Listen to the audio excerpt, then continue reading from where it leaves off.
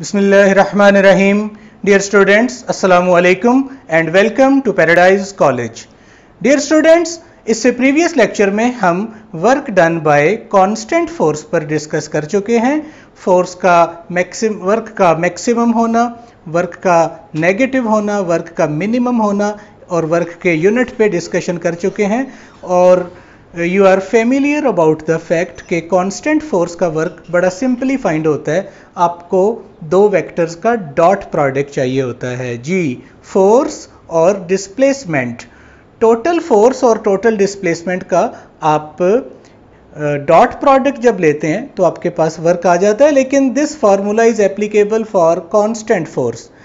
आज हमारा जो क्वेश्चन है वो ये है कि आपने work done by variable force को डिस्कस करना है, यानी वेरिएबल फोर्स का वर्क आप किस तरह फाइंड करेंगे, उसकी भी ग्राफिकल इंटरप्रिटेशन है.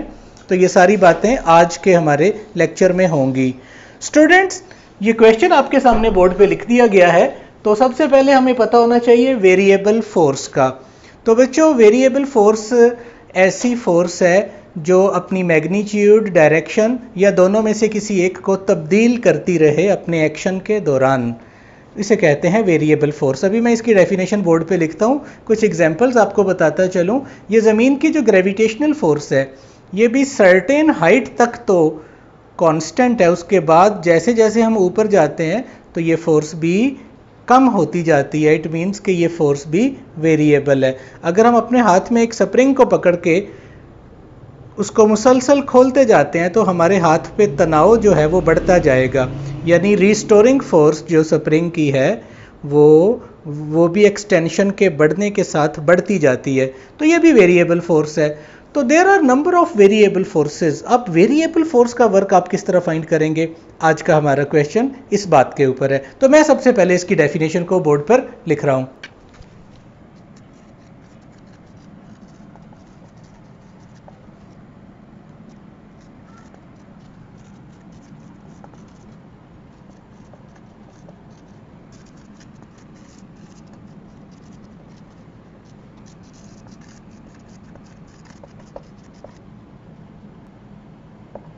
जी स्टूडेंट्स, वो force, the force which change in its magnitude और डायरेक्शन, दोनों या दोनों में से कोई एक, मैग्नीट्यूड डायरेक्शन जब चेंज हो रही हो उसके एक्शन के दौरान, तो ऐसी फोर्स कहलाती है वेरिएबल फोर्स.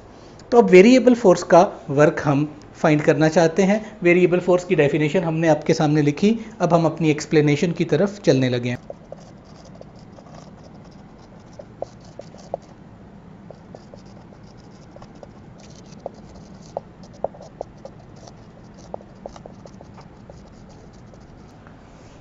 जी स्टूडेंट्स, ये एग्जाम्पल आपके सामने हमने बता दी. ग्रेविटेशनल फोर्स ऑफ अर्थ एक ख़ास हाइट से ऊपर जब जाते हैं तो ये वेरिएबल हो जाती है. इसी तरह स्प्रिंग की जो इलास्टिक फोर्स है ये भी वेरिएबल फोर्स है. आप स्प्रिंग में तनाव बढ़ाते जाते हैं तो फोर्स बढ़ती जाती है. तो ये फोर्स भी कांस्टेंट नहीं है. तो अब हमारा बच्चों आज का काम यह है कि हम work done by variable force को किस तरह कैलकुलेट करेंगे. तो हम एक सिंपल केस ले लेंगे जिसमें मैग्नीट्यूड, डायरेक्शन दोनों की बात आ जाएगी फोर्स के वेरिएबल होने से. तो आइए इसको शुरू करते हैं.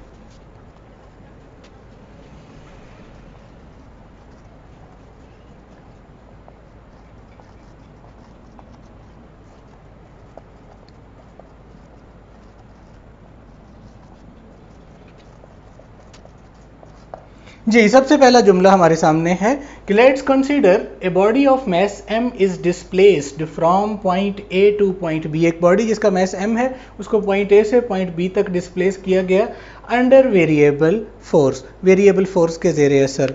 तो अब हम इसको डायग्राम में भी दिखाते हैं कि फॉर एग्जांपल ये हमारे बॉडी का कवर किया हुआ पाथ है. हम कोई से दो पॉइंट इसमें दिखा रहे हैं, पॉइंट A और पॉइंट B, और ये लेंथ ऑफ द पाथ है. इस लेंथ ऑफ द पाथ के कवर करने के दौरान जो लगने वाली फोर्स थी वो कांस्टेंट नहीं है बल्कि वेरिएबल है. अब हम इसका वर्क कैसे फाइंड करेंगे. तो अब हमारे पास लेंथ ऑफ द पाथ जो है वो एक आर्बिट्रेरी पैच की शक्ल में, एक आर्बिट्रेरी पाथ की शक्ल में बताई गई है। तो इस बात को अब हम यहाँ बताने लगे हैं।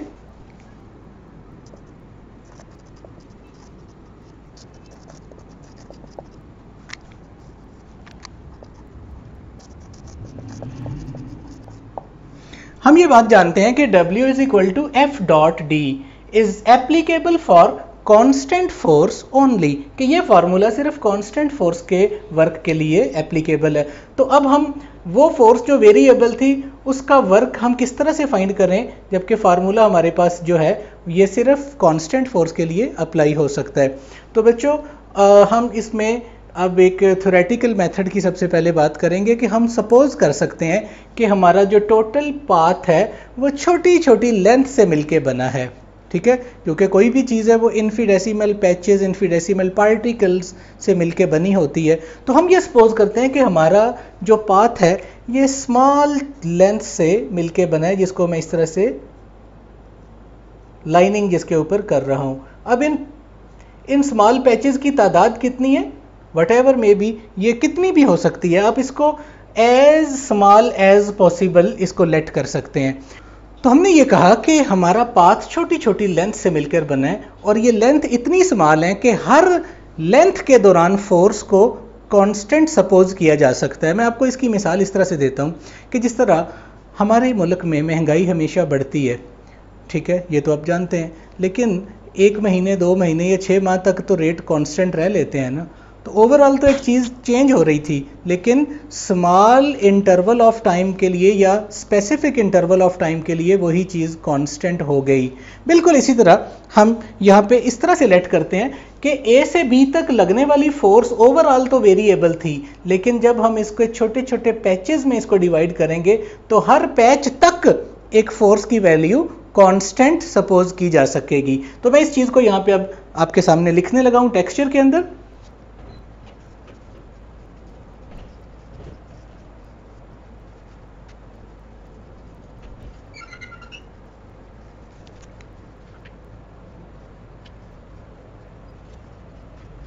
तो हमने क्या किया कि टोटल पाथ को n कोई नंबर है, ये 100 हो सकता है, 1 लाख हो सकता है, कुछ भी है, n number of small displacements पे डिवाइड कर दिया, delta d1, delta d2, delta d3 up to so on delta dn।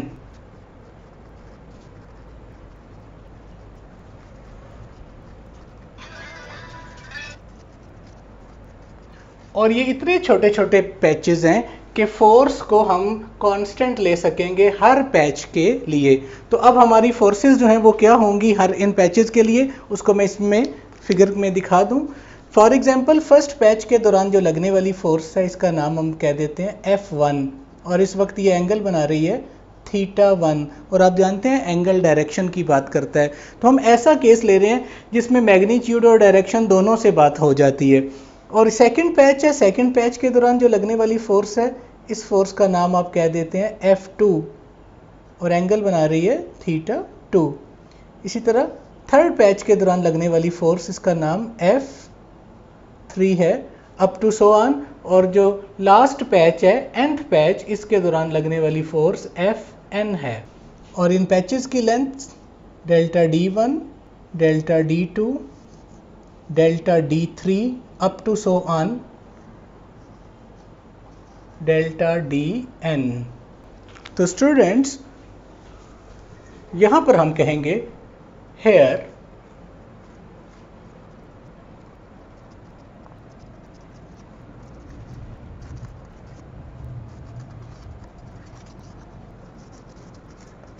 तो हम ये कहेंगे कि यहाँ पे forces F1, F2, F3 up to so on Fn है, जो इन पैचेस n पैचेस के दौरान लग रही हैं। यानी F1 लग रही है डेल्टा D1 पैच तक, F2 लग रही है डेल्टा D2 तक, F3 लग रही है डेल्टा D3 तक, एंड सो ऑन रिस्पेक्टिवली का मतलब आप जानते हैं बिल तरतीब। यहाँ पे बच्चों एक बात आपको मैं बताता चलूँ कि F1 फोर्स सिर्फ इस पैच तक कांस्टेंट है, उसके बाद जब नेक्स्ट पैच को शुरू किया तो फोर्स F2 है। तो मैं ये कह सकता हूँ कि पहले पैच के दौरान फोर्स कांस्टेंट है और उसका नाम F1 है। सेकंड पैच के दौरान जो फोर्स है वो कांस्टेंट है, इसका नाम F2 है। थर्ड पैच के दौरान फोर्स कांस्टेंट है, इसका नाम F3 है, और nth पैच के दौरान फोर्स कांस्टेंट है जिसका नाम Fn है। सो हमने क्या किया, स्मॉल लेंथ में डिवाइड करने के बाद हर पैच के लिए फोर्स को कांस्टेंट ले लिया। नाउ अब हम हर पैच के दौरान होने वाले वर्क को कैलकुलेट करेंगे और तमाम वर्क्स को ऐड करेंगे तो हमारे पास टोटल वर्क आ जाएगा। अब पहले पैच का वर्क डॉट प्रोडक्ट होगा F1 और डेल्टा D1 का। तो आपके सामने लिखा है फर्स्ट पैच का वर्क, डेल्टा स्मॉल के लिए यूज होता है, ये स्मॉल वर्क है F1 डॉट डेल्टा D1। अब डॉट को ओपन करते हैं तो क्या आएगा, F1 डेल्टा D1 cos θ1, और you can say delta W1, yes F1 cos θ1, ये इफेक्टिव कंपोनेंट है क्योंकि कॉज वाला कंपोनेंट जो फोर्स का है वो मैकेनिकल वर्क के लिए इफेक्टिव कंपोनेंट है। सिमिलरली तो सेकंड पैच का वर्क क्या आएगा, delta W2 that is equal to F2 dot delta D2। इसी तरह work done during third patch delta W3 that is equal to F3 cos θ3 into delta D3। तो last या nth patch जो है उसका वर्क क्या आएगा, वो आपके सामने डेल्टा Wn आ जाएगा। तो students up to so on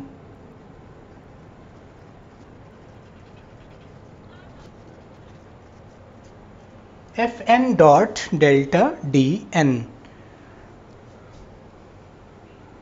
now ये तो तमाम पैचेस का वर्क हमने पहले अलग अलग तोड़ तोड़ के लिख लिया। तो अब A से B तक जाते हुए टोटल मैकेनिकल वर्क W नेट। नाउ वर्क नेट या टोटल वर्क ये क्या किसके इक्वल होगा, फर्स्ट पैच का वर्क प्लस सेकंड पैच का वर्क, थर्ड पैच का work up to so on nth patch का वर्क। तो तमाम वर्क्स को हम ऐड करेंगे तो then we shall get total mechanical work. तो इन delta W1, delta W2, delta W3 इनकी वैल्यूज आपके पास हैं, इसको यहाँ पे पुट करते हैं और नेक्स्ट हमारा स्टेप ये होगा W net is equal to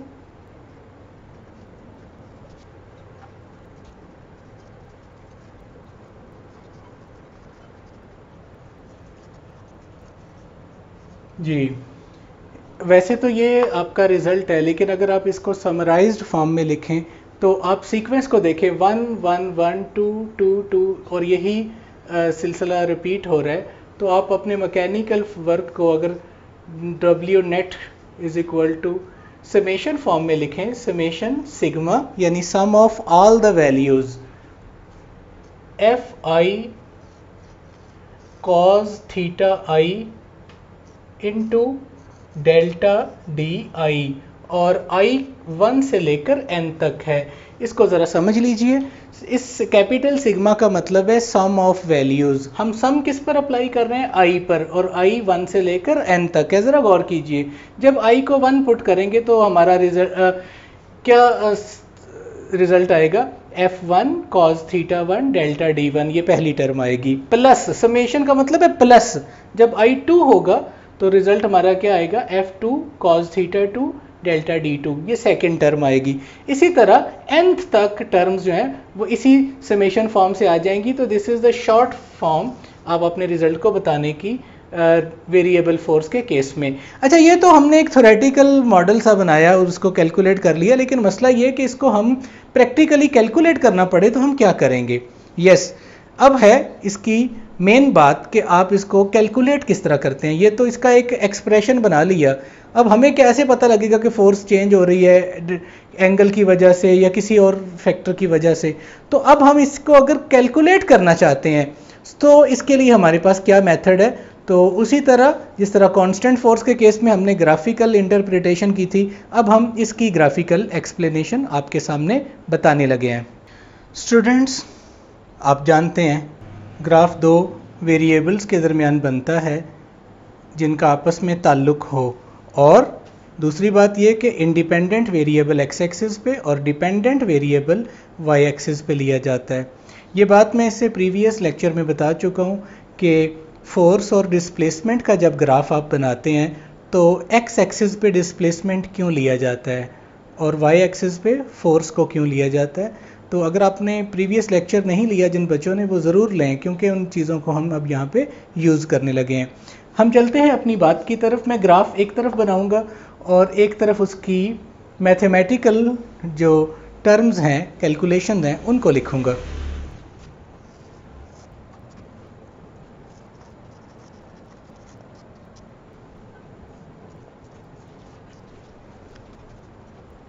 students, F cos theta और डिस्प्लेसमेंट के दरमियान ग्राफ है। एफ कॉस थीटा ही वो इफेक्टिव कंपोनेंट है जो वर्क के लिए यूज़ होता है। आप ज़रा इस ग्राफ को प्लीज़ देखिएगा।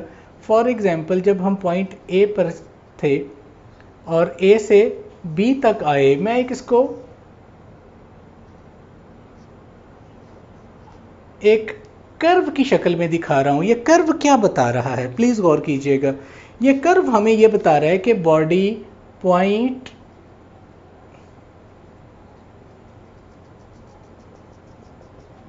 ए से जब पॉइंट बी तक गया तो उसका डिस्टेंस जितना मर्जी है, लेकिन डिस्प्लेसमेंट इन दो पॉइंट्स के दरमियान एक वैल्यू है जो आप कैलकुलेट करेंगे। चलें, डिस्प्लेसमेंट का तो आपको पता लग गया, दो पॉइंट्स के दरमियान जो शॉर्टेस्ट डिस्टेंस है। लेकिन इस दौरान ये ग्राफ के अंदर उतार चढ़ाव क्या बता रहे हैं कि देखें, वाई एक्सिस पे ली है हमने फोर्स, तो ये बता रहा है कि फोर्स जो है ये कम और ज़्यादा हो रही है, मींस के फोर्स वेरिएबल है। और अगर यही line parallel to x axis होती तो ये कांस्टेंट फोर्स का केस होना था। तो ये लाइन कभी भी पैरेलल टू एक्स एक्सिस नहीं हो सकती, इसलिए हमने समझाने की गर्ज से इसको किसी भी कर्व की शक्ल दे दी है। तो अब हमें इस ग्राफ का एरिया फाइंड करना है, और एरिया फाइंड करने के बाद अब हम देखेंगे कि ये एरिया हमें क्या इंफॉर्मेशन देता है।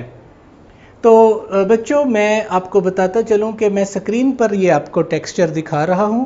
हमने इसके डिस्प्लेसमेंट को यहाँ पे आइडेंटिफाई किया और इसके ग्राफ को दिखाया जो कि एक कर्व की शक्ल में है। आप प्लीज़ इसको स्क्रीन के ऊपर चेक कीजिए। अब इस दौरान लगने वाली फोर्स वेरिएबल है, तो हम क्या करते हैं कि इस पाथ में छोटा सा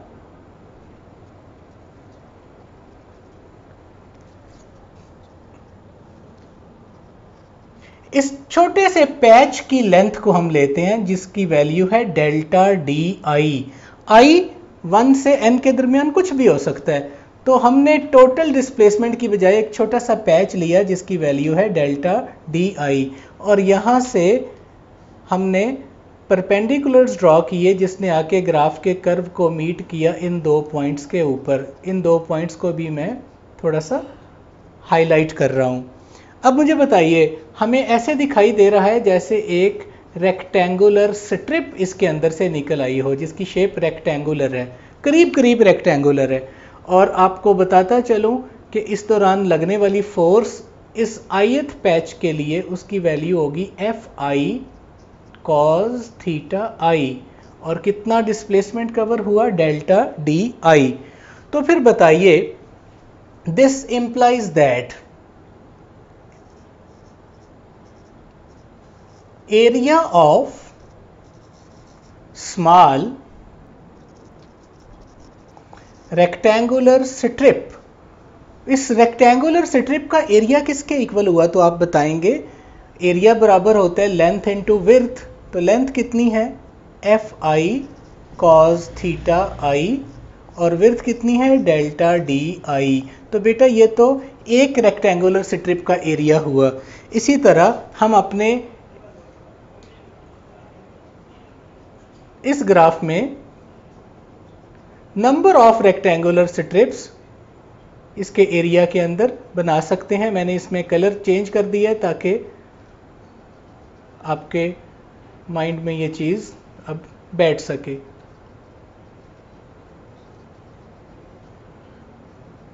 तो आपने देखा हमारा ग्राफ का area large number of rectangular strips पर मुश्तमिल है, उसमें से एक छोटी सी स्ट्रिप का एरिया हमने निकाला है। तो बताएं, कॉमन सेंस है, पहले पैच का एरिया, पहली रेक्टेंगुलर स्ट्रिप का एरिया कितना होगा, दूसरी का कितना होगा, तीसरी का कितना होगा। आप अगर इसके ऊपर समेशन अप्लाई करते हैं, this implies that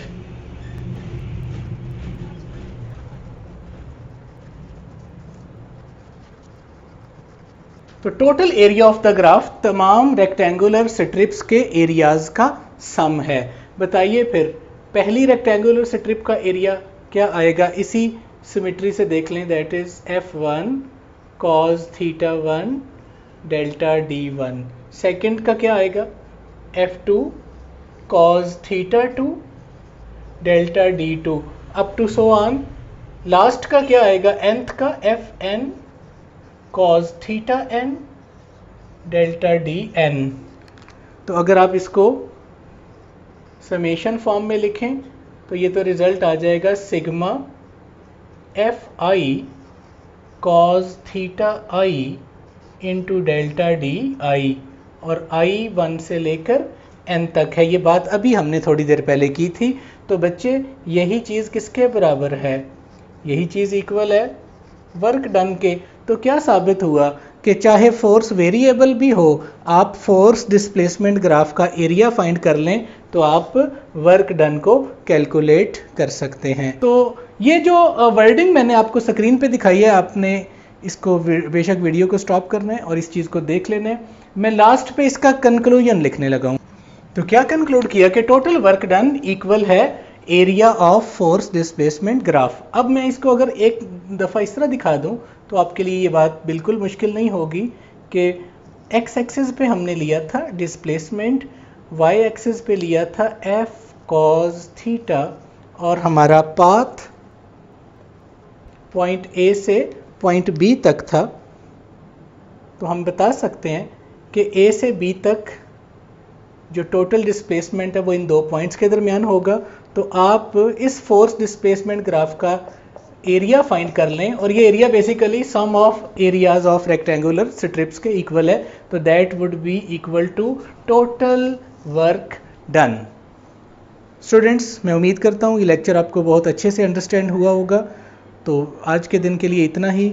wish you very best of luck. Allah हाफिज़।